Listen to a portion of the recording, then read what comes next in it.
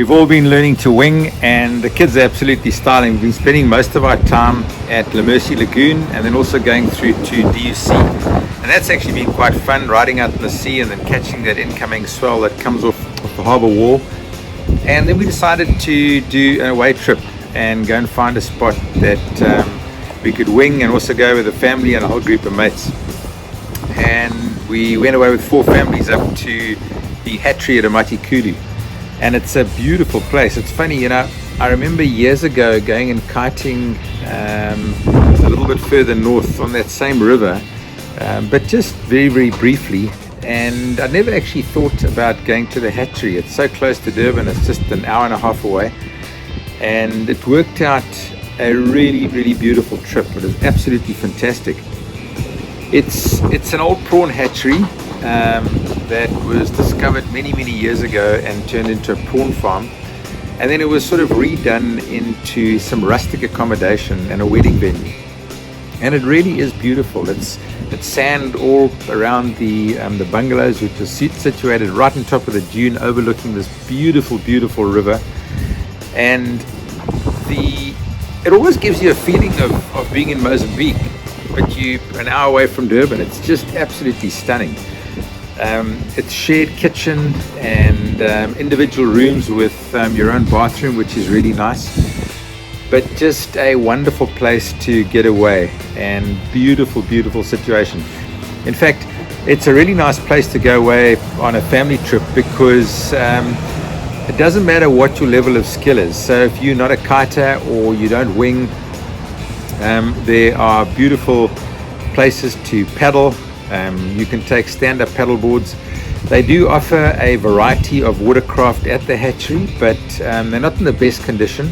And I'd suggest that if you are going to go out, take your own stand-up paddle boards, take your own paddle skis, and you'll be able to paddle right up the lagoon and watch the fish eagle fishing on the other bank, and paddle across to the other side, the other bank, and then walk just across the dune and have a picnic or go for a swim in the sea and catch sea lice. It was actually wonderful. We had a fantastic time and a really, really worthwhile trip. I suggest if you are looking for a place to go away on a weekend that's really close to Durban and you want to feel like you're in Mozambique, that's a great place.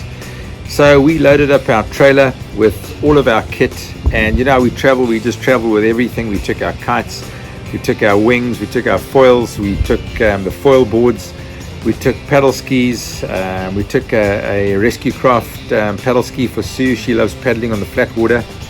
We took stand-up paddle boards, and we really went kitted up, and I'm glad we did because it was really worth it.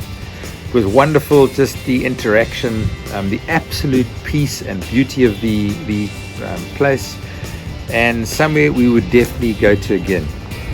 And the accommodation, you can look on their website. I'll actually put the link down below in the comments. You can actually book a whole house, or you can just book an individual little unit for 2 people, or a small family of 4. So there's a lot of accommodation, and it's beautiful. Lovely walks along the bank. You can actually swim in the river. It's very, very safe, and we had an absolutely superb time.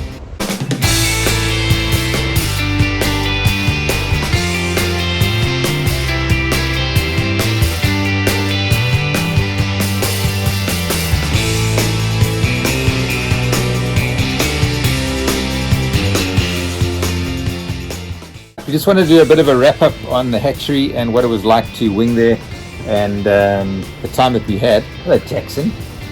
You also want to tell us your views on the hatchery, my boy. So we took kites, kite foils, and we thought that we might actually go down to the Dokadweni beach camp to go and kite.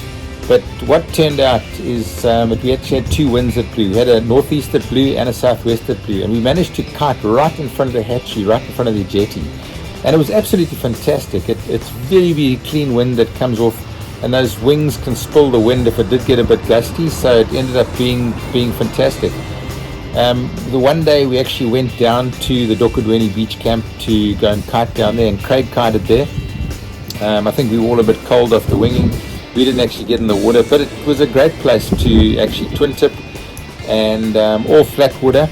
You could have gone just across the dune and gotten the beach on a surfboard. The day that we were there, the surf was really big, and so we didn't really want to get in. And as I said, we were just tired from winging. We had an amazing time winging right in front of the hatchery. So I just wanted to ask these guys what your thoughts were about the winging, how you found it as a winging spot, whether you enjoyed it, and if you'd recommend it. Just rate it out of 10, and tell me what you found and what the conditions were like. Yeah, it's definitely very good. It definitely works better on a southwest, seen a wind.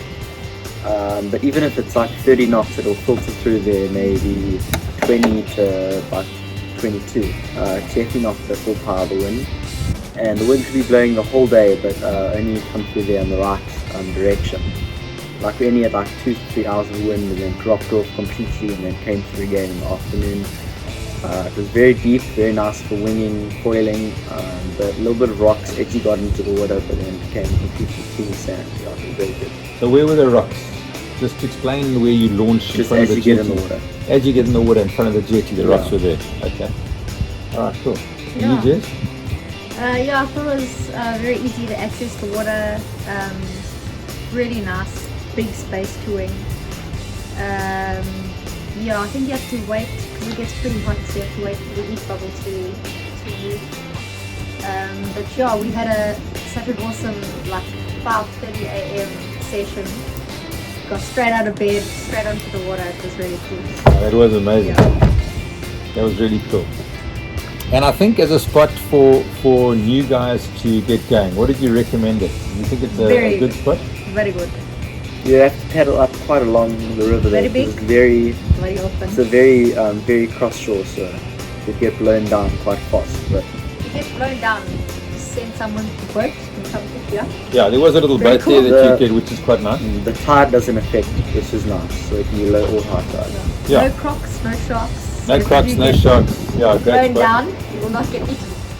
And in fact, That's cool. I think it was Craig. Craig actually tried it. Yeah.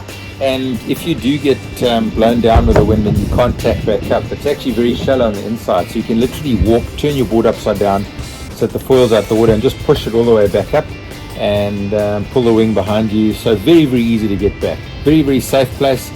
A lovely place to actually learn if you wanted to learn. You could, as Jake said, walk further up the river and do a bit of a downwind. And yeah, it'd be good. So let's just rate the spot, guys. How would you say? You can dock start. Jake did a couple dock starts there.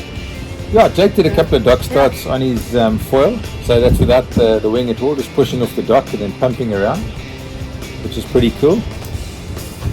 So how would you guys rate it out of 10 as a winging spot? Maybe like an 8. 8 out of 10 is 9 around. out of 10. 9 out of 10. You like that 5:30 a.m. Yeah, wing, that's eh, Jess? You loved it. Okay, cool.